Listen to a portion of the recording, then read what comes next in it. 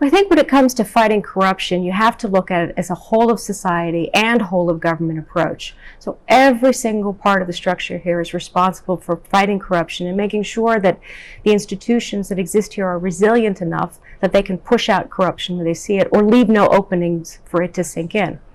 Obviously, much of this is up to the institutions, to the authorities that are responsible for governing those institutions and for the people who work in those institutions.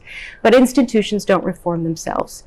It takes individuals, it takes political courage, it takes political will to make those changes happening. And I think that the political leadership understands these issues. Certainly, if they're listening to the polls and the citizenry, they understand that for the citizens this is the most important challenge.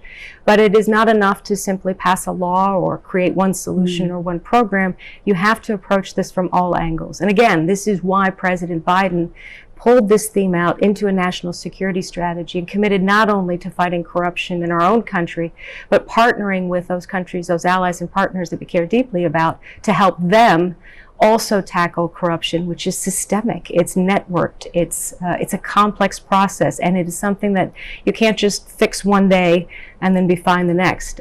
You have to keep at it, and you have to make sure that all of your processes and systems continue to weed out those opportunities for corruption. Суспендирана е главната шефица на обвинителството за борба против корупција и организиран криминал Вилма Русковска. Таа се обрати до американската амбасадорка затоа што таа вршеше истрага во управата за финансиска полиција, а во обраќањето до амбасадата бараше да реагирате на притисоците кои таа ги има од директорот на финансиската полиција. Граѓаните губат и довербата во институциите.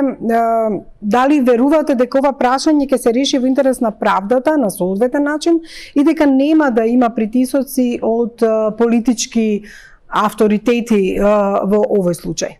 That as a matter of principle, we do believe that every case and investigation should be adjudicated based on the merits of that particular case investigation. We wouldn't get out in front of it.